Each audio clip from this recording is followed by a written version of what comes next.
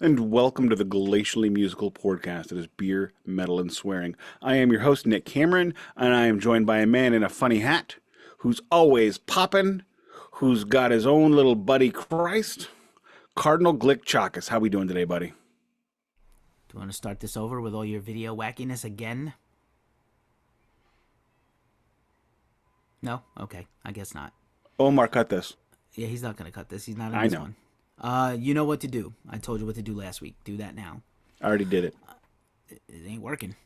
I know. It ain't working too well. Kind of sucks. I don't know. We can start over, or we just power through, and it's going to not look good. I want to power through. All right, you power through. All right. What's up, everybody? Keefy here. How's everybody doing out there? Welcome back to another Glacially Musical podcast. Okay. Yeah, so it's beer, metal, swearing. Sorry, everything got all fouled up. Snafu as it is. Thank you for joining us. We are doing the Mount Rushmore of 90s movies soundtracks. And I'm going to give a little bit of a soliloquy when we get to that point. But in the meantime, if you are joining us for the first time, thank you very much. We do a greeting. Did it. Beer check. Vinyl check. News check. Shirt check. Meat of the day. Meat of the day. Again, soundtracks. Although today I have had no meat. Today has been a fairly vegetarian day for me. I cooked quinoa stuffed peppers for dinner, and I had leftover risotto and veggies for lunch. So I am doing quite good. However, tomorrow I am making my fake Jersey Mike's big old sub sandwich. So that'll be a little bit meaty, of course. Hopefully people are seeing me. Seems like the problems have abated for now, so we'll just go with it. How's Cool. my volume? We didn't do anything we normally are supposed to. No, we didn't do it. You sound spectacular. I did not change. We should absolutely get on the call, not bullshit about my depression and mental problems and everything, and talk strictly like sound check, video check, and then record, and not. That's a lot more checks. I miss you a lot more, but yeah, I don't know. I guess we don't talk as much, but that is true. I've been not talking to everybody. That is not just a key. No, I didn't take it personally. I just figured you're busy, and I'm busy too. I hear you. But today, let me start with my vinyl check. I got a threefer.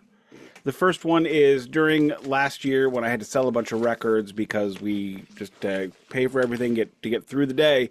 Till we got to the house sale, I had to sell a bunch of records, and I bought one back. And that is Mayhem live in Leipzig. This is the classic Mayhem lineup. It features Dead on vocals and Euronymous on guitar. So we really have not done a black metal series yet, and I think we have to do at some point, I don't know when, Dark Throne or Mayhem. That's my two picks. I would say we do Mayhem just because everybody knows them, but I'm a hit fisher, so there you go. Next one up, the second to last Beastie Boys vinyl record that there is. This is, of course, the song, the maxi single that no one has heard. Def Jam Records, original pressing, of course. Rock Hard by the Beastie Boys. Where's the cover? Why didn't you show the cover first? I'm baffled. It doesn't have one. It doesn't have one. This is a super, super old Def Jam. The first Def Jam Beastie Boy singles look just like this. It's got looks like it's on a turntable, and that's it. So, and my last one, to the bane of Keefy's existence. Mick Mars, The Other Side of Mars. Get your money back for that one. Sucks. I will not. And I am done. Alrighty, I only have a one for today. I think it's an album you have checked, and I got last fall. I missed out on the special spiffy vinyl color variant, much to my dismay. It sold out in less than half an hour, and this thousands of this. This is major label. Thousands of these were pressed, so I'm really sad. But I got one of my favorite records of all time, and I have a mini story to go along with it, even though it's a chaser. This is Alice in Chains' Jar of Flies, the EP.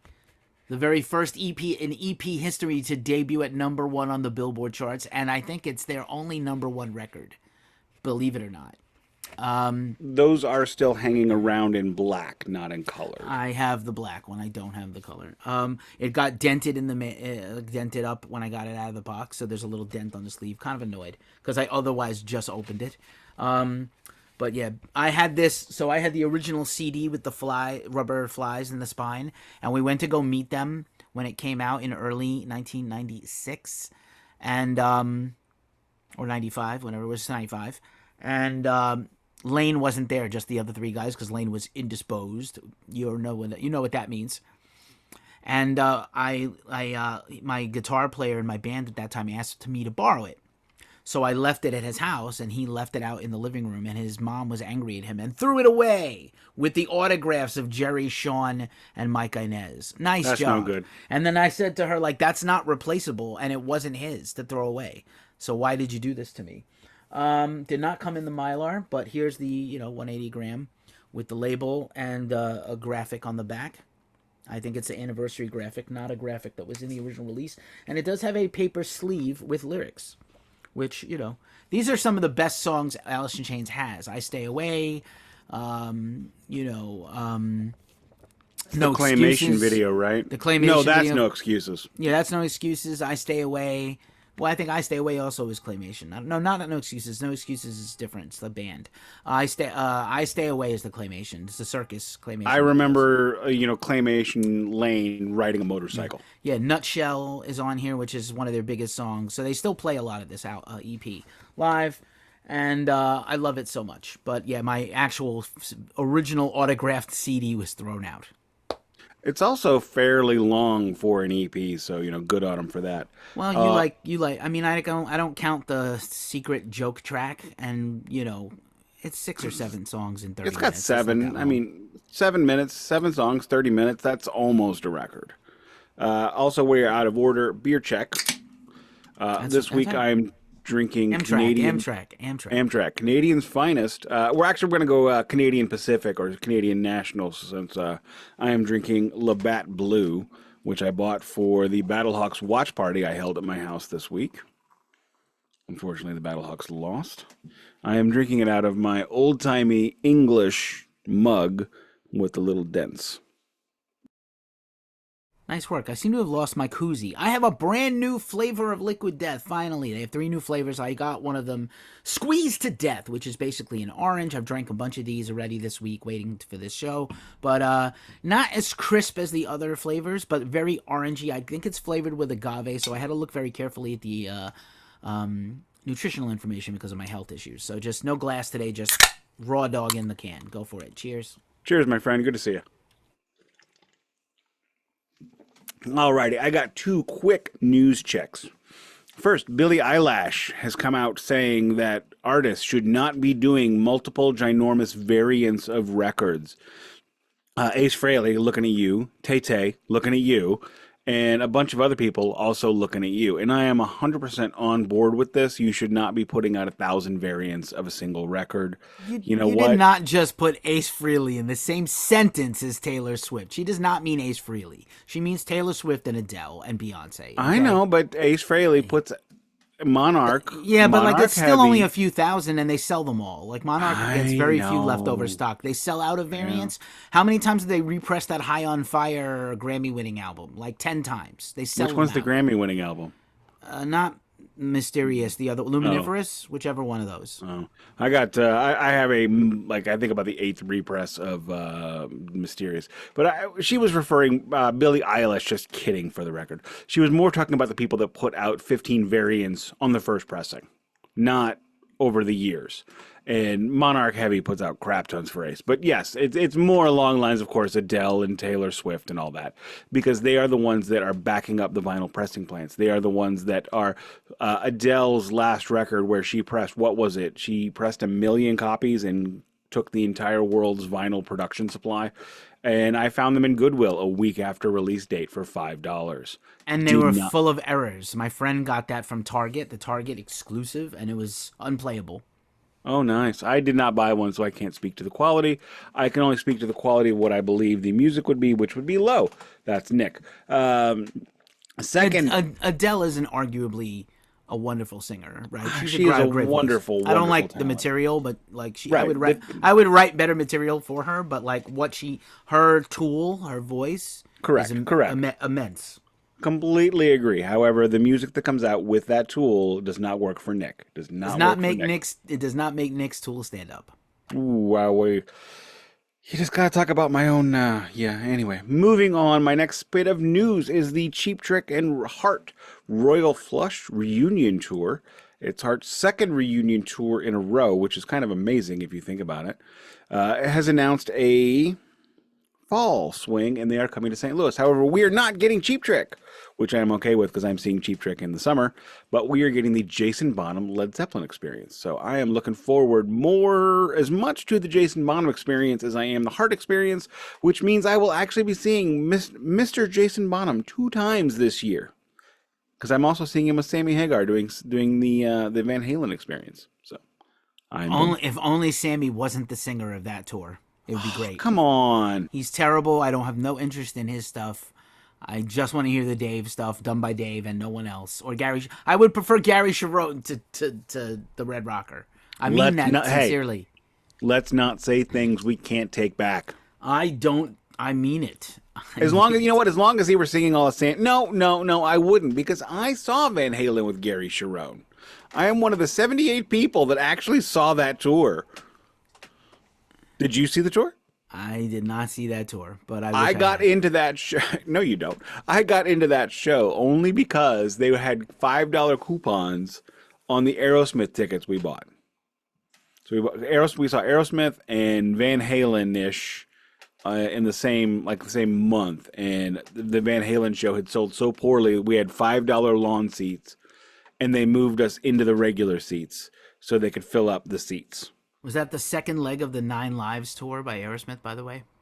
No, this is the Van Halen 3 tour. No, the 9 Lives tour was packed. Yeah, packed. I actually really like that record, except for the song Pink. I think it's an excellent record, except for that one song. Pink is on Just Push Stop. Oh, then no, yeah, just don't ever push play on that one. Yeah, Yeah, whatever. I bought that, and I bought it 10 minutes from my house, and by the time I got home, I had already finished it. Yeah, but every song sucked. Joe and Steven wrote like maybe a quarter of that whole album.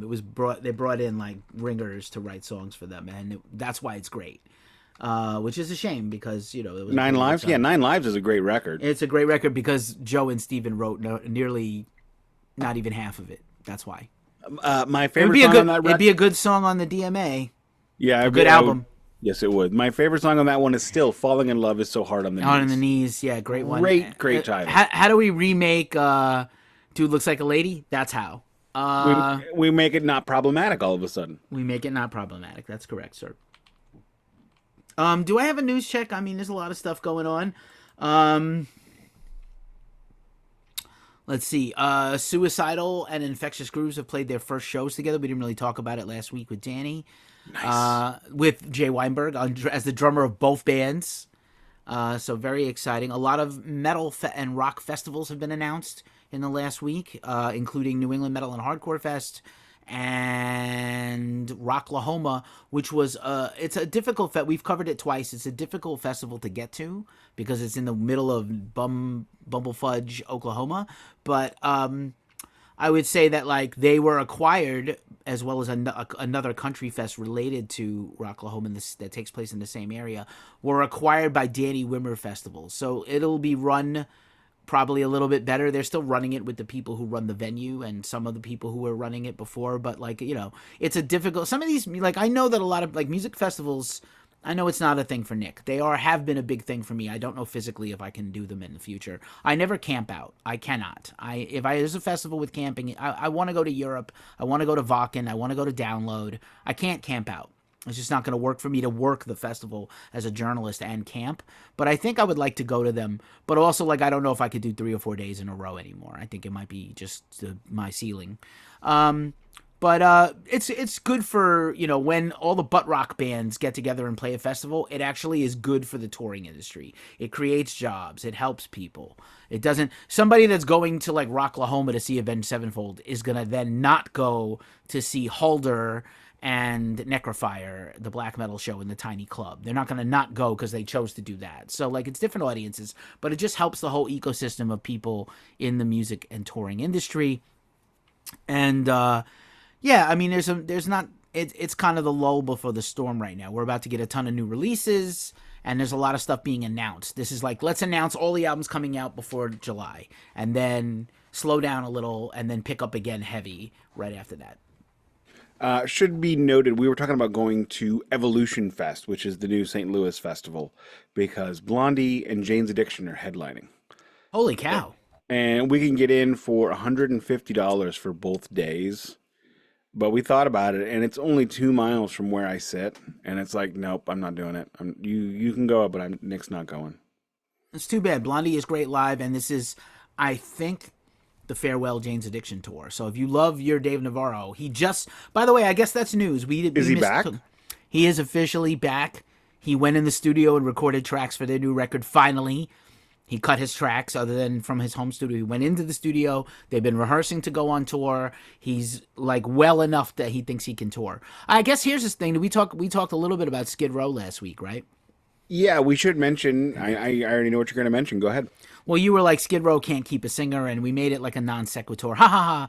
But, you know, like what it turns out is that Eric Grunwald has stepped down from Skid Row because, you know, he had leukemia like a year and a half ago. And then he went on a world tour. I mean, yeah, it's not I felt like bad they're not for that joke. They're not doing the, well, I mean, like they're not doing the level of touring that even Kiss did. But, or some of these younger bands that get in the van and do like 3 straight months of bars to nobody. But like, touring is really hard, even if you have a beautiful tour bus and your own bed and you sleep in hotels and you eat nice food and you meet ladies and you don't party and you take good care of your body. And touring is still immensely hard. That's why Ozzy can't even get up and do a show, let alone go on tour. Just imagine what it's like to go on a 3-hour road trip, how you feel when you get out of that. Now imagine doing that for 8 weeks. Imagine how I feel. Imagine how my bum feels when I get up from this seat after I've been in it for 8 hours a day, especially after this podcast. We're not doing a bum check today, but we talked about doing a feces check at some point. Let's not do that. Let's not do a feces check. Okay. But anyway, yeah. So like, I feel bad, and Skid Row is going to play with Lizzie Hale from Hailstorm for at least a few shows. Probably sounds like a few more than that, but ultimately she's not the solution. And she said she was going to stay a little longer. But in fact, the problem is now Baz, who is in the news because he has a pretty excellent sounding solo record coming out soon, has been like ever since the news broke last week, basically the day we recorded. He's been campaigning that Skid Row should get back with him. And they don't want to. We know this already. They don't. If they get back with Baz, they go from the second tier clubs into the first tier clubs. Is that enough? Is that enough to deal with him? Is that a lot more money, and then you got to deal with the guy you don't like and haven't talked to in 25 years except through lawyers? Yes, I would say it's a lot more money because it goes from you're going 1,000 seaters into 3,500 seaters. Well, this is pretty interesting. So I went to see Armored Saint on Friday, who are on tour right now opening for Queensryche. Bands are friends. They have similar management, same career arc, like 40 years. Obviously, I'm a humongous Armored Saint fan. John Bush is my absolute hero. When I sang in a band, my hero was John Bush and James Hetfield, and maybe some other guys. But Armored Saint was doing a one-off headline gig in San Francisco Friday, so I went, and it was awesome. And then they also did they have another one planned for LA in May. Because some of these shows Queensryche is doing are at casinos, and John Bush made a comment. He's like, yeah, you know, we were on tour right now with Queensryche. Queensryche got offered to do a casino, but the casino didn't want to also pay us, so they only wanted Queensryche. So we're here doing this show on our night off, so we don't lose money, which is, you know, again, very interesting about these times. I'm seeing a few casino shows this year. They're all what passes for bands. Nothing significant to mention. But I am done with my news. I'm done with my preamble. Do we have anything else we need to talk? Oh, damn it. Anyway, this is a new shirt, too. I finally have my shirt to wear for my first Foreigner concert. I will be attending my 4th Foreigner concert this year, so I'm a little late. It is dangerous to go alone. Take the Foreigner belt. This is the greatest shirt of all time. You described this shirt a couple of weeks ago. I'm sorry I don't quite get the joke, but it's fine. You It's, have to have seen Aqua the Teen. episode. Yeah, you'd have to have seen. There was an episode of Aqua Teen Hunger Force where they acquired the Foreigner belt from a carnival, and the Foreigner belt imbues you with all the superpowers of 70s supergroup Foreigner. So you sing the lyrics to Foreigner, and then it does magic to people. We were having an argument with a rando last week at the bar about what album Jukebox Hero is on or what movie it's in. And then it was like, oh no, I'm thinking of Bohemian Rhapsody. I was like, Whoa! kill me. Oh, Bohemian Rhapsody, foreshadowing. Shadowing. Yes, definitely foreshadowing. But yeah, man, I'm good. You know what we should do that we didn't do that should have been part of the news check is announce the next series because this is an unusual second chaser following a very long series. So We had to had a decompress. chaser. We had to decompress after that Slayer series, which was great, and everybody should go back and check it out. And I just want to give a shout out to Danny. That episode did exceptionally well, actually better than some of the Slayer episodes, shockingly. Could be because of Iron Maiden, and they're just, whatever. But maybe it's Danny. Maybe Danny's a lucky charm. And now we should announce the new series, no? Oh, I thought you were gonna. Okay, That was a cue for you to announce the new I'm series. sorry. I'm sorry. I'm sorry. I'm Well, winking. See? Okay, signaling. so we are doing. So Bohemian Rhapsody is a double foreshadow. It is eye foreshadowing. Ooh. Anyway, our next series we are going to be doing the magic, the mystery. You can call me Mr. Fahrenheit. Queen, one of the greatest artists of all time. So if you are looking for some cookies, don't get them from us after that series. How do we approach, like, okay, we know the band is incredible, and we know we both love the band, and they definitely have some, it's like they have not like Thin Lizzy where they kind of had to figure out who they were for a few years. Queen knows who they are on day one, but like they don't always execute. So there's definitely some squiffy tracks on some of the earlier ones.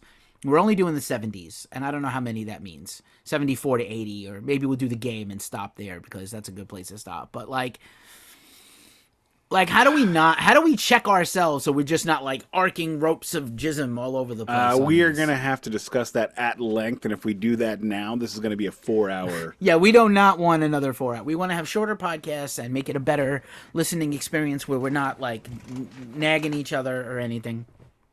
Tight, high and tight. Yeah, keep it high and tight. So do you want to do the setup on this guy? I'll do the setup on this guy. I gave you the premise. Do you want me to give the premise, or do you want to give the premise? I'll give the premise. I'll go ahead. I'll set her up. This is a Keefy chaser. It was completely his idea. All glory to the Hypno Toad. And that is Keefy. So this week we are going to go back to a magical time, a time when life was still in front of us and we still had a chance to be major successes and we didn't have to marry lawyers. I married a lawyer. We're going back to the 90s, when I think about the 90s, I think about Randall Graves riding in the car with Dante Hicks in Clerks 2 after coming home from the go-kart track. And whenever we talk about the 90s, that's Nik. And so one of the things about the 90s that I think really is forgotten is how amazing soundtracks were then. Not only did every major blockbuster have this amazing soundtrack that's pushed and thrown everywhere, but they had at least one or two original songs. We're going to talk about a couple, at least one that is completely original songs and has been for a really, really fuck terrible movie. But the soundtrack has lived on, and that is something so really cool. Nice work. And specifically rock and metal. There are a lot of great soundtracks that are neither rock or metal. I don't want to go to the well too much. We have done some soundtrack discussions. We had a soundtrack chaser where we talked about movies, but we didn't talk about rock and metal soundtracks strictly. And so this is strictly rock and metal. There's a Spin article with the top 25 movie soundtracks of all time. I think their list is kind of bogus. They have my number one very low because they're dumb, and they're Spin and they don't know shit about. I don't have a ranking. I just got. But I'm saying in terms of a rank, I could rank them if you wanted me to. I've got about 20 on a list right here, and I could rank them, but I'm not gonna. Just saying, as Nick said offline, making the Mount Rushmore means that's 1 through 4, and that is enough. You don't have to then rank those 4. They're on it. They're on the mountain. We did a Mount Rushmore of death metal, which was very difficult actually for us to do. It took us an hour and a half of arguing to get it. Got it done. I would like to do more of those. That one did very well. And I think this will do very well also. I think this will... A lot of people love these movies, and just it was a magical time, not just for 90s movies, but like the soundtracks leaned very heavily on rock, hard rock, and metal. And a lot of classic rock started getting licensed for the first time ever into these movies, which is why you have foreshadowing some of these things, Queen and things. But, you know... It's like Ben Affleck said in the Dung Kings commercial. Back in the 90s, we had these long-form TikToks called movies. That's great. I do think that you're right. Some of these movies are actually bad. And by the way, by only saying the 90s, like it does limit us, because 2000 had Almost Famous, and 2000 has a bunch of other movies. Dracula 2000, Dracula Vanilla Sky, 2000 soundtrack. Right. There's a lot of soundtracks that are past 1999 that are great, and again, the Dracula movie is horrendous. I walked out of it. It's one of the few movies I ever left in the middle. Keanu Reeves was in it, not saying whoa. No, not that one. Not that movie. I'm talking about Dracula 3000 with Omar Epps and J-Lo. I did not see that one. It's horrendous. But the soundtrack has Linkin Park's first song, Slayer doing Bloodline. Like, it's great. Pantera, Avoid the Light. Pantera's on there. Not Avoid the Light. Another Pantera. So there's a lot of soundtracks with a lot of rock and metal. And I think another thing that we're going to talk about, whether it makes the Rushmore or not, subgenres of metal got a humongous boost. I know everybody talks about Ace Ventura and Cannibal Corpse, but really that's the only metal song on that soundtrack. And it's done I for found comedy. that soundtrack to be rather... terrible. Underwhelming. Let's go underwhelming and unmemorable. It's a movie that had songs. It had one great song the way everybody remembers. You know, we look at it as wow, and everybody else looks at it as, oh, that's so stupid. That's funny. Look at those idiots. People who are not metal fans don't have the same reaction that you and I do hearing Hammer Smash Face in a Jim Carrey movie. And Jim Carrey wasn't Jim Carrey yet. He was becoming Jim Carrey, right? We're like, oh my God, Jim. No. That's his you mean like Ace Ventura. Lister? Yeah, Ace Ventura. That's his first big okay. movie that he's a star in and carried a movie, and he was not a dramatic actor. Yeah. This is before Truman Show and whatever the Andy Kaufman movie is called, like Man on the Moon. Man on the Moon. Like, this is way before that. Another great soundtrack. Similar to another person we're going to talk about, Tom Hanks, who spent the entire 80s as a goofy comedic actor, and then became like an incredible Robin Williams, a serious dramatic actor. So anyway, correct. I have pontificated quite enough. Pontificating. Keefy has been here. It's usually here's how we're gonna do this. We each have a few lined up. I actually got to kick somebody off the mountain, off mine, and I got to kick this. I'm gonna go ahead and. Well, don't kick anyone off before no one's on. So why don't you start picking? We'll each do one. Pick All one. right. My first one is Judgment Night. Again, also one of mine. Judgment Night. When I say that this is a soundtrack that was completely original music, right there, makes it one of the best soundtracks of all time. 2, you have artists like Helmet, House of Pain, Teenage Fan Club, De La Soul, Living Colour, Run DMC, Biohazard, Onyx, Slayer, Ice-T, Faith No More, Booyah Tribe, Sonic Youth, Cypress Hill, Mudhoney, Sir Mix-a-Lot, Dinosaur Jr., Del the goddamn motherfucking Homo Sapien, Therapy, Fatal, Pearl Jam, and Cypress Hill one more time. Pearl Jam twice, Cypress Hill twice. That's crazy. In 1993. And these are all duets, people. Right, yeah, they wrote, except for the one cover, they're all duets, original songs, mostly bands writing songs, either rap songs or rock songs, and the rappers contributing. This is a year before Korn's album came out, debut album, so there's no new metal yet. Obviously, Faith No More and Rage Against the Machine, and you can make a case for Helmet and being like, and House of Pain used a lot of rock riffs like Boom Shalaka Boom. Don't forget Propane, the first rap metal band. I don't agree. No, they're a hardcore band that was rapping. They're not a hard. They're not. He said they were a rap metal band. That's what he said back in the. I heard him. I refute this. You have to give me some proof. You can't just quote a thing. I'm from New York. Propane's from New Jersey. I saw them 100 times before they were famous. Oh, so you automatically hate them? Okay, fine. I don't hate them. I'm just saying, like, Biohazard was doing it before Propane. Cro-Mags were doing it before Biohazard. Okay, Sick of It All has rapping. Like, okay, I'm just saying. Okay, fair enough. Propane got out first. How about that? Biohazard and Onyx was a humongous MTV hit, as was Helmet and House of Pain on the radio. So like, Yeah, you this is can't. crazy. These is it sold millions of copies on music no one ever heard before. Like later albums are gonna have memorable songs you knew already that were already out, and then they were on the soundtrack that did well. That's a thing also. But I will also say Judgment Night absolutely number one for me with a bullet. We're already talking about it. Let's just be collaborative. Judgment Night's incredible. A year before nu metal, you really only had Rage Against the Machine, Biohazard, and Anthrax and Public Enemy before Judgment Night. And then Judgment Night inspired a jillion bands to start, including one of mine. Yeah, amazing. My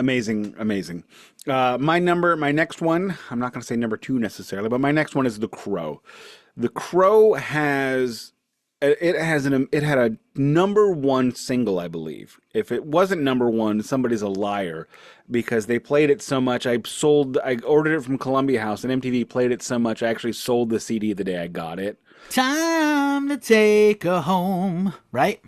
Big Empty by STP. That wasn't Big Empty, was it? Yeah, absolutely. Okay. It's been a minute since I've heard it because I got so tired of it. But yes, Big Empty by STP. It was also on their Unplugged release. And yes, Big Empty was everywhere. And then on top of that, you have The Cure, Nine Inch Nails, Rage Against the Machine, Violent Femmes, Rollins Band, Helmet, Pantera, For Love Not Lisa, Thrill Kill Cult, Jesus and Mary Chain. I mean, this is, and that's not everybody, star-studded, action-packed, great movie, amazing soundtrack. It was so atmospheric. It was so everything it needed to be, and nailed it. No notes. The Crow is my favorite soundtrack ever, full stop. It is incredible. It is flawless. It is not all popular bands. There are some very deep-cut artists on there that ended up having interesting careers. Jane Seabury comes to mind. But obviously, look, The Crow is an iconic movie, unfortunately because Brandon Lee died making it, but at the same time, the soundtrack is unbelievable. Pantera's cover of Poison Idea, The Badge. I interviewed Jerry A. from Poison Idea. He was like, I didn't see a penny from it, but it was incredible to have this really popular band with about to have a number 1 album. The Badge is like one of those songs right before Far Beyond Driven comes out, by the way. It's a great song. Rage Against the Machine re-records their B-side for Darkness. Nine Inch Nails covering Joy Division, way ahead of everybody else suddenly getting a Joy Division. Every hipster in Brooklyn getting a Joy Division shirt, and dudes in movies wearing Joy Division shirts. And a bunch of other incredible songs. Even the Cure song on there is top tier. Like, it's great. Fair enough. I am actually going to kick this one off the mountain just because they kicked Freebird off of the released soundtrack. Is that fair? I mean, like... They also kicked off Paint It Black, All Along the Watchtower, Soul Kitchen, Hello, I Love You, People Are Strange. Like, I think there's a thing to understand that, first of all, think this wasn't as... like, this is, depending on when this movie comes out, and I think I know which one you're talking about now. 94. I think, yeah... Okay, I think you have to understand that, like, licensing for these things is extremely expensive. And so depending on the movie studio, the clout of the movie, how the movie's going to do, and what the budget is for the soundtracks. And again, we're not talking about scores. We're talking about... There's 3 separate things. There's a score by a composer. There's the soundtrack that gets released to the public. And then there's the score soundtrack of the movie that has more songs than are on a soundtrack because they can't either afford them or they can't afford to have them on both. This is the soundtrack. The soundtrack has 32 classic songs, and it did not include 15 more on the home release. And all of my favorites... You're going to penalize them for that? Or all of my favorite songs from the soundtrack were the ones that were left out. So... It's like personal preference and not an actual choice of critique. Yeah, but in that case, I can't put it on there. If my favorite songs from the soundtrack aren't on the soundtrack, then goodbye. Okay. All right, next is... well, you didn't say what movie it is, but I think it's Forrest Gump. Yes, it was Forrest Gump. Jesus Christ. Cheese and rice. Before you go again, don't I get to go? Nick, forever skipping me, whatever it is. All right. I didn't do one yet. You just said Forrest Gump. No, you made me. I wasn't gonna. Well, are you kicking them off or are they on? They're off. I kicked them off. Okay, so who's in their place? What's your number 3? Wayne's World.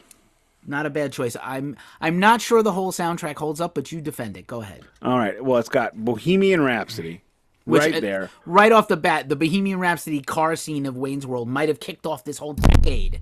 I just knocked my microphone because I'm so excited. Yeah. Knocked off the. I was so chuffed that I could tell everybody, oh, I've been listening to this song forever. It was 6 months, but I legitimately had heard of the song before Wayne's World. I received a copy of Night at the Opera on cassette in 1991. The movie comes out in summer of 92, and it is the song Bohemian Rhapsody is a major hit in 93. And I knew it before. I mean, not far enough before to really count it, but I did. On top of that, it's got Hot and Bothered by Cinderella. I mean, I'm sorry. You know, I hate Cinderella, but the fact that they're on here is pretty cool. Rock Candy by the Bullet Boys. Okay, again, Bullet Boys we're talking like D-level hair metal. Fair enough. Then it follows up with Dreamweaver by Gary Wright. And you know what? If you don't love that, you just hate everything and you're just an awful, awful human being. Next is a Beastie or Red Hot Chili Peppers tune that I can't even name because I can't. Sycamonico. It's the song they play when they're driving to the video shoot in the Mirthmobile, Wayne and Cassandra. It's a dope song, by the way. It's fucking. So this is all out of order.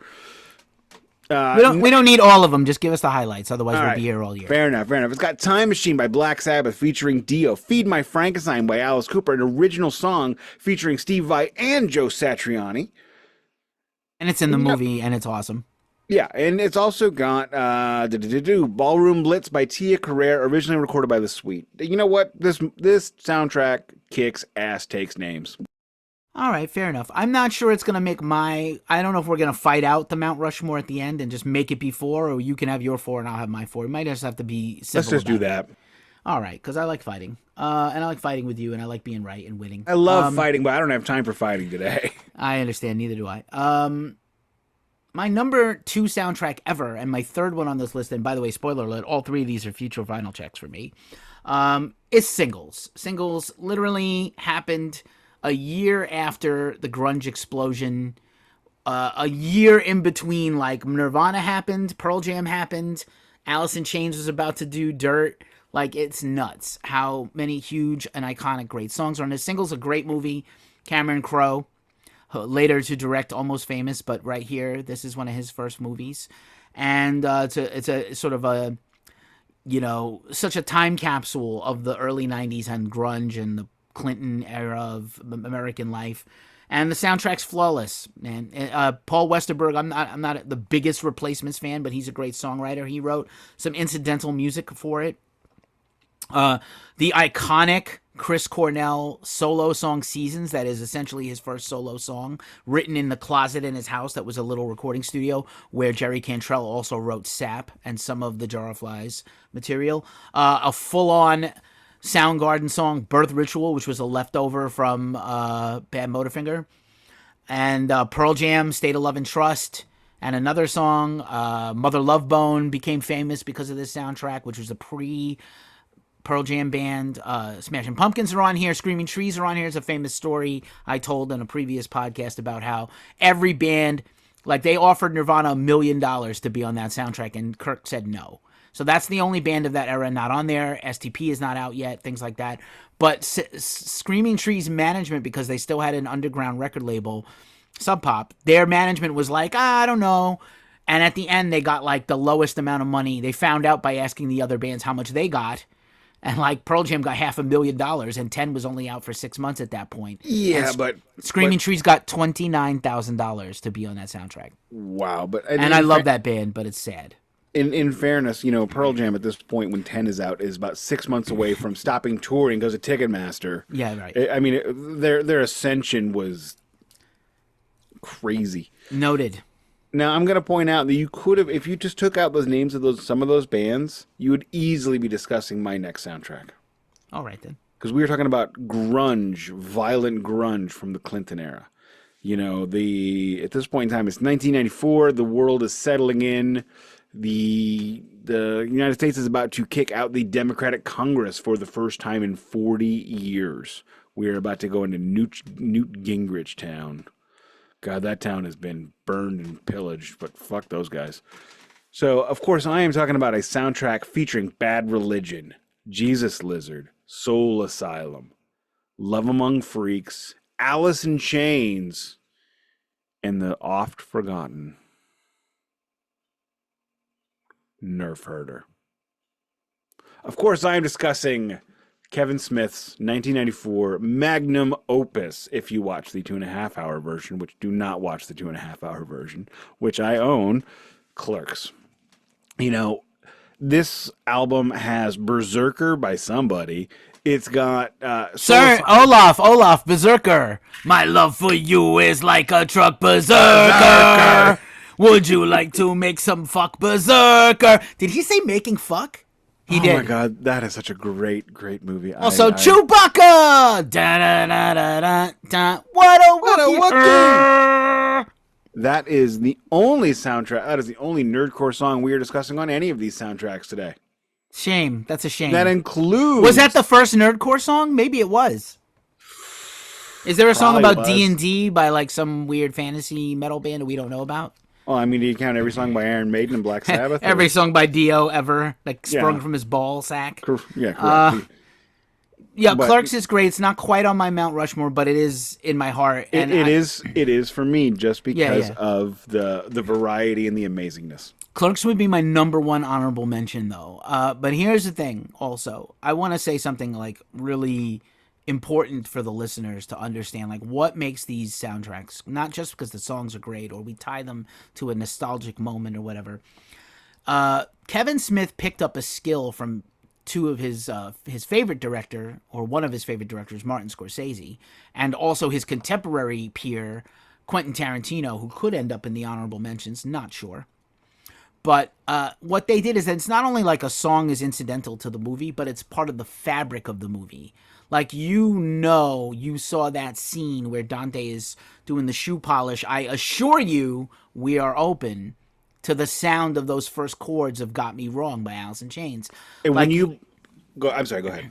No, it's fine. Like, you don't have the fight scene with Randall and Dante if you don't have COC's cover of Big Problems, right? So, like, their punk covers. Oh, yeah, so, COC's even on this. COC is even on this before they were huge. Huge. They did win a Grammy. This was after I saw them. Is a band that has a Grammy considered popular? Like, that's popular enough, right? That's if you popular. win a Grammy. Yeah, if you win a Grammy, you're a big band. So I cannot hear Layla or Sunshine of My Love without thinking of those scenes in Goodfellas. Goodfellas, which is not on here somehow, but it'll be in my list of honorable mentions. But not enough that's no original. Well, I mean classic rock, and also some other kinds of music, gangster music, like old Italian love songs and things like that. So, but those two, Sunshine of of Your Love and Layla, are two of the most iconic songs anyway in music history. Both happen to have Eric Clapton, unfortunately, but like whatever, they're great songs. And so yeah, I mean, like the Clerks is incredible, and it's incredible for a variety of reasons. And Kevin Smith makes music a part of his movie, like a character, and it's the same thing that Scorsese and Tarantino also do. As you should. Now that's 4 for you, right? So now I have a problem. I have a tie for 4, and we can't have ties. So you're going to help me pick between the two.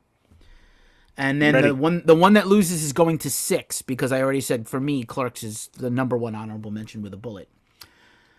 So the reason this came, by the way, the whole reason this is even the chaser is because last weekend, after we recorded with Danny and released our episode, which you should go listen to when you're done listening to this, was the 30th anniversary of The Crow and The Crow soundtrack, and the 25th anniversary of the release of the Matrix movie with the Matrix soundtrack. I think the soundtrack I think the original, I'm trying to free your body, yo. I know original, Kung Fu. Show me. I think the soundtrack officially came out like a few months later, but the movie was released on March 31st, 1999. So 25 years ago has now elapsed since The Matrix came out, changed movie making, changed action films, changed everything. And the soundtrack also was iconic. Now, I'm going to say about the Matrix soundtrack, I'm going to make a case for both of these two. The Matrix soundtrack has 6 certified bangers that were already major hits for metal bands in the 90s. But also, I'm going to do my NPR voice, also at the same time, my Fresh Air voice, that bands like Meat Beat Manifesto were on that soundtrack. And when you have those action scenes with the like, Manifesto, and you have the action scenes, right? to that industrial metal, which already had a bunch of hits. Du Hast is on that soundtrack. Deftones are on that soundtrack. Rob Zombie remix of Dragula that is not that great is on that soundtrack. Ministry has a great song on that soundtrack. And then there's the dancey hard industrial music that had a humongous impact. Goth culture, industrial culture, BDSM culture, all blending the Wachowskis' interests into that film. Oh my God. Neo's fit becomes the 1990s goth aesthetic. Immediately, yeah. And Trinity still to this day, that's like a whole, I mean, even in all the, everybody wearing the harnesses, that kind of crossed over from that. So the Matrix or now I know that Matrix is 99. This one's back to 95. Okay, before you hit the next one, let me give my thoughts on the Matrix. I have seen all 4 Matrix movies, even though Keanu Reeves is on my no list, unless the word "whoa" is in the script. I believed in the Matrix he ad-libbed it; it was not in the script. I haven't seen the script. That's just Nick. But begrudgingly, I will tell you, the Matrix The Matrix is probably one of the greatest triumphs of cinema I have ever seen, in spite of it being dragged down at every turn by Keanu Reeves. However, every other movie after that in the Matrix series is completely unnecessary and a cash grab and terrible. I think the second one had its moments of brilliance, and then the third one kind of went down in quality. But both, and the soundtrack to the second one is also good, but that's the next decade already. But okay, so it's the Matrix, which I just made a very good case for why they should be on the Mount Rushmore. And I'm gonna say like the Matrix was the culmination of industrial metal songs and dance music songs increasingly showing up in films the whole decade. I interviewed Stabbing Westward a few times, Christopher Hall, the singer, I'm a humongous fan, and he was saying a lot of the money they made, they were signed to Sony, and Sony put out a lot of these movies, so they used to make the soundtracks their artists, and so for whatever reason, from like 94 to 2000, Stabbing Westward had a song on every single big Sony movie, and that helped them. By the way, there's when you first see Jay in Clerks, when he's dancing, when you first see Jay and Bob, the first time ever in Clerks, that is a Stabbing Westward song on the soundtrack that you didn't know you needed. So they're in everything. And so, but Matrix or Last Action Hero. That was on my honorable mentions. So Last Action Hero. Oh, really? Okay. Oh, see, all right. I feel like Matrix is probably higher quality, but here's what... I just don't want to give it to Matrix. Oh, you suck. No, I'm not going to let your biases infiltrate my list. That's bullshit. No, there's no way. You told me to decide. It helped me decide. I didn't tell you to decide for me. You're going to help me decide is what I said. Just really quick, Last Action Hero, which was a terrible... it's a great director, John McTiernan, who did the Lethal Weapon movies. Try to make a Lethal Weapon movie with Schwarzenegger. It was a Lethal Weapon parody. Yeah, a little bit. But here's the soundtrack, which is fucking magical, right? AC/DC Big Gun, I don't need that, but okay. Original song by right, AC/DC. And it's one of their, actually, if you go on streaming, it's still one of their biggest songs. Kind of weird. It's not a good song. They haven't had really a good song since Thunderstruck. Let's get real. They haven't had a really good song since Who Made Who. Let's be real. No, I think Thunderstruck is better, but okay. Alice in Chains' What the Hell Have I with Mike Inez, incredible.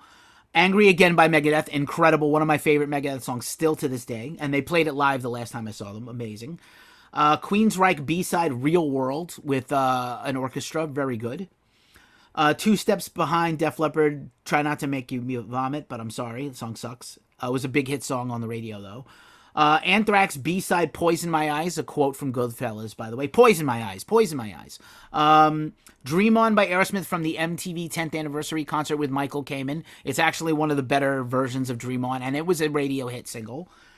I remember that. That video, that performance video of that song was everywhere. Yeah, it was great. That video was on constantly, and that song made the radio, and that's on this soundtrack, and that's where it comes from. This soundtrack is the first place it was released.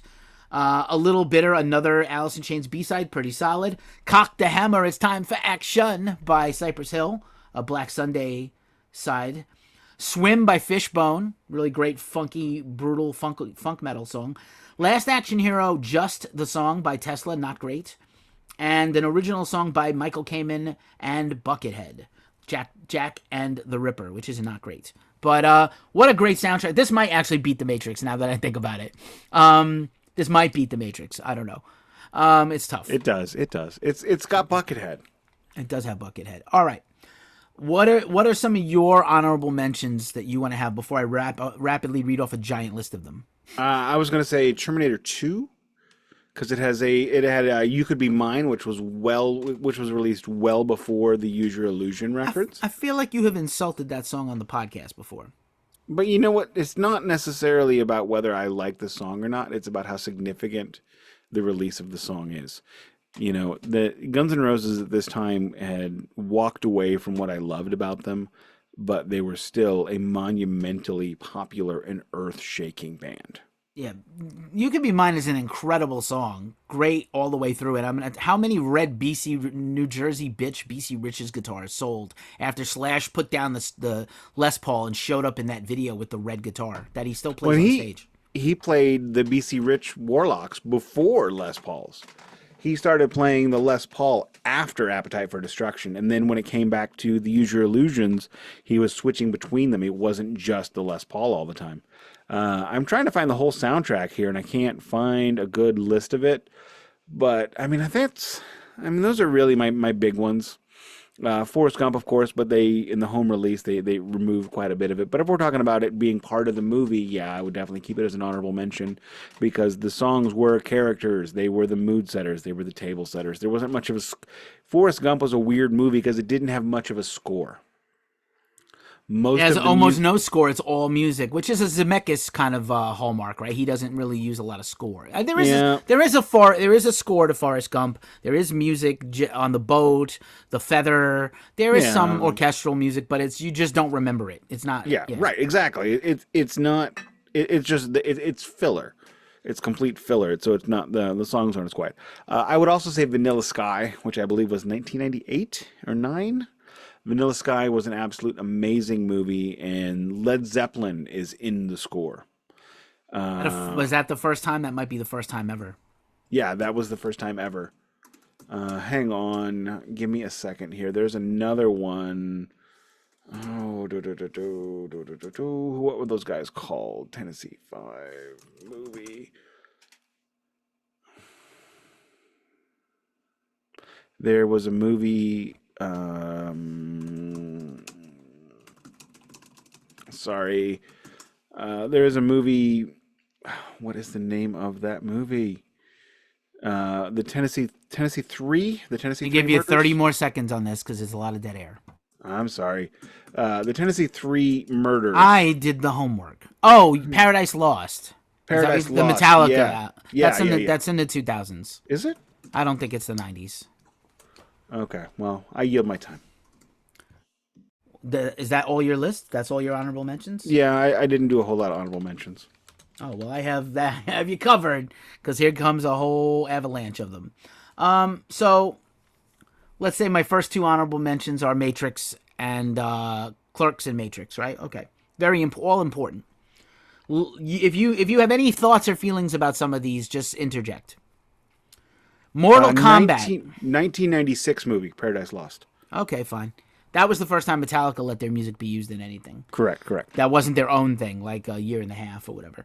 Mortal Kombat also like predated the Matrix. A lot of Meat Beat Manifesto and KMFDM and My Life with the Thrill Kill Cult and the early pre-Seven Dust recording of the Seven Dust with before they were called Seven Dust, they were called Crawl Space, and they had to change the name because a band has Crawl Space already. And so the song My Ruin from the Seven Dust debut came out a year after the Mortal Kombat soundtrack, but they're on there also. Matrix 2, still, that's later. That's later, right? Demon Knight, right? Tales from the Crypt, Demon Knight, pretty underrated soundtrack. Not a great movie, but I love Tales from the Crypt.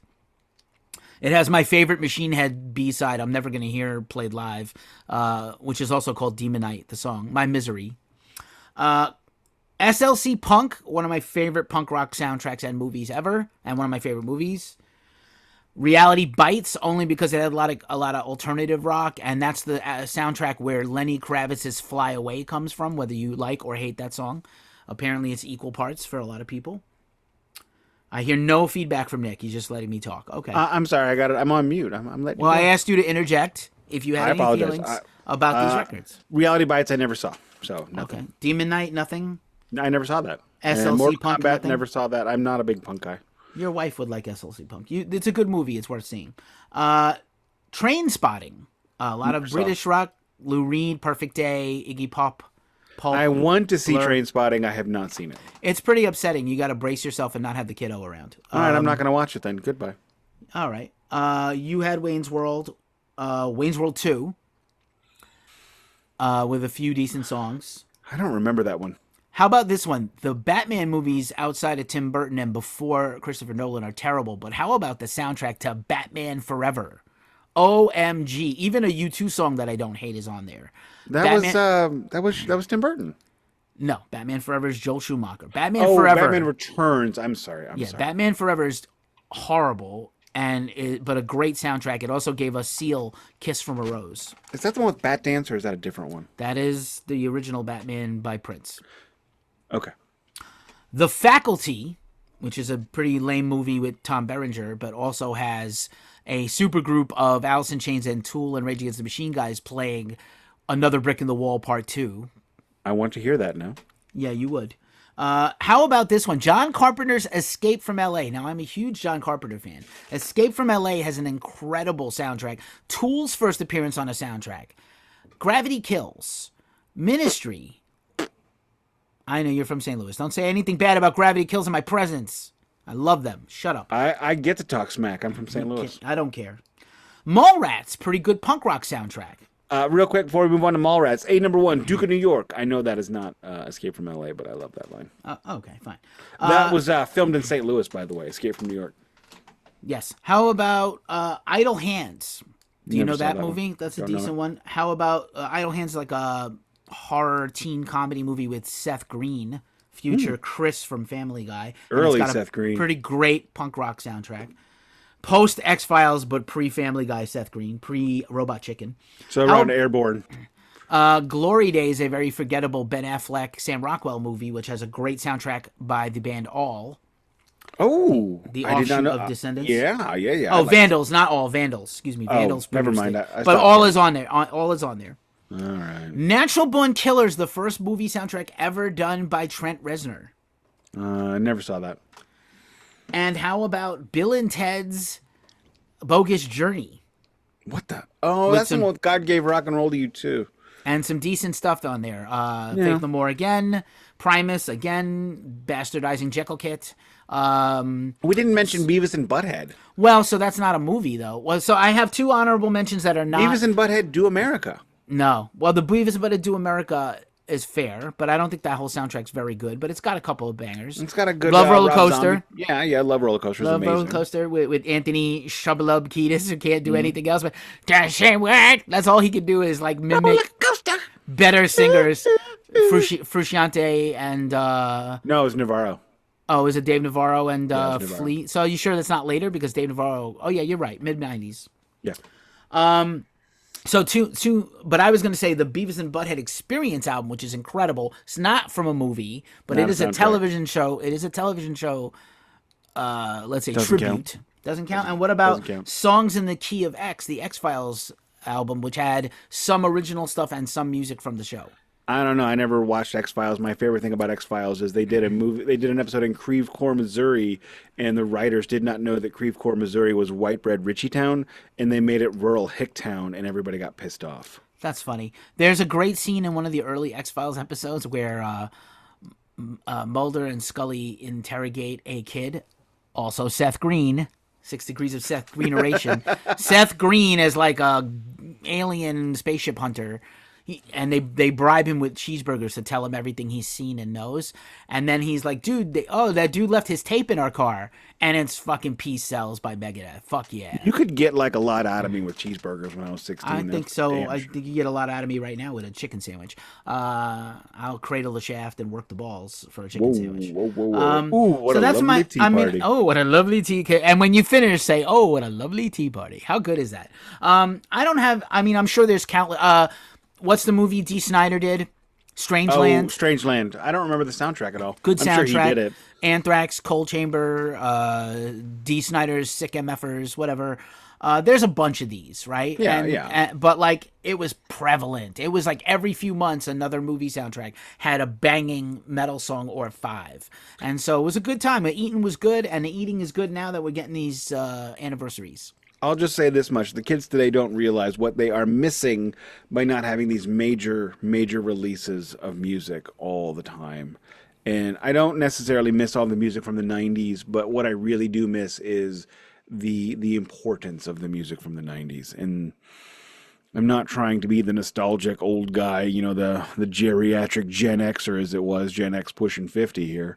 But that was something that was really cool. Record stores were everywhere. They were corporate, they were indie, and everything revolved around music in some way. We didn't even mention video game soundtracks. You have Tony Hawk, you have Twisted Metal, you have all kinds of stuff like this. And they sold soundtracks. Duke Nukem had a great metal soundtrack. Fuck that guy. They sold like they sold CDs of just video game music. The music was so good. Even I have a friend that used to be quite she was the one-time chief editor of the most popular American metal magazine for a long time. And her favorite music is Final Fantasy scores. Yeah, there you go. I mean, Final Fantasy scores. I bought Magic Knight Ray Earth scores.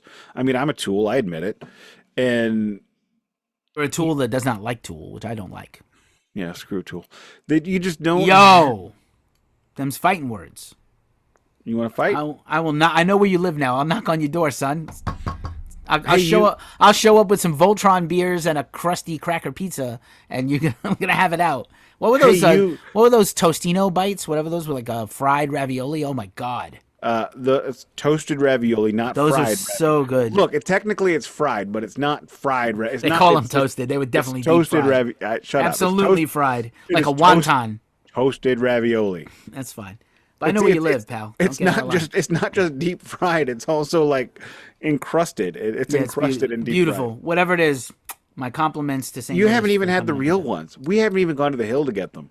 Oh, we didn't. No. So what you think you had, the Emos ones, which are delicious, don't get me wrong. Well, we were desperate. Nothing else was open. We got them like, they're closing in 10 minutes. Quick, get an order in. That doesn't even hold a candle to Mama's. I have not even had a night as good as that night in the old house with the Lord of the Rings and the pizza and the beers, because I haven't really that was the high point. Even Metallica, don't cry. Even Metallica wasn't as good as hanging out with you and Lawyer Wife. So just let me know. I appreciate that. I just really missed. Take me back. Take me back. I know. We looked up what the new buyer is doing to it, and it's probably terrible. We had to agree to never look again. Yeah, that's what you do. Don't look. If you look up your ex-girlfriend and you find out who she's boning now, you're gonna feel bad. I promise you. I don't care who my ex is boning now. Good luck. Yeah, well, I do. Fair enough. Do you have anything else left this week? Because if not, I'm just gonna take this home. We didn't talk about High Fidelity. There's if you've managed to listen this far, and you have one we haven't named. I know Empire Records is a little later and a little more emo punk and stuff, but like High Fidelity's got a great soundtrack, but it's also a variety of genres. I was so depressed this week. I not only rewatched High Fidelity, I binge watched the entire High Fidelity TV series with Zoe Kravitz. I almost wish that could be a series for us. If you wanted to invest yourself into watching 10 episodes of that, it's pretty good. But then I would want to compare it to the movie also. I have nothing else. If you want to take us home or sum it up or whatever you want to do, I'm good. I got all my yayas out doing this episode, so thank you, sir. All right, Keef. Get it? Yaya's out. That's a Rolling Stones record. Keef. All right. Thank you very much, everybody, for listening. If you've made it this... Okay, again, I think I've said all I needed to say about summing up this and what it was like to live in the 90s during this time, because it was actually... parts of it were kind of awesome. And we also had, a Democratic president for the entire time who started skewing the country left. Anyway, if you've made it this far, thank you very much. Please click like. Please click subscribe. Interact with us on YouTube. Interact with us on Spotify or on Apple Music or iTunes or whatever. Wherever you're listening to this, Stitcher, Podcast Box. I don't know. There's lots of them that nobody's heard of. The thing about it is the algorithm loves it when you do anything So take 8 seconds and do something. It doesn't matter. Just yell at me. I don't care. Whatever. You can catch us on all of the social medias. Of course, Keefy is available at ghostcult.com or ghostcultmag.com and Ghost Cult Mag. If you just Google Ghost Cult Mag, you'll find him. Blue Sky, Instagram, all the business. If you can catch me, if you Google Glacially Musical, you'll get me at most of the business. On Twitter, I am NIK_NO_C, Nick No C. And with that, I will say thank you very much, Keefy, for joining me every week in, week out, weekly, cheekily, all the business. Everybody who listens every week, thank you very much. We could not do this without you. Well, we kind of could, but we prefer it with you. And everybody who was here for the first time because we talked about The Crow. You are valued. You are seen. Hopefully you subscribe. And with that, I will say this has been the Glacially Musical Podcast. These soundtracks don't play in Peoria. I love you, Dream Woman. I love you, Goth. You're on mute. Did you want the last word before I turn it off? Mega happy ending. God damn it. Mega happy ending. Fished No, in! Fished in! Wayne's World is party time. Stop. Excellent.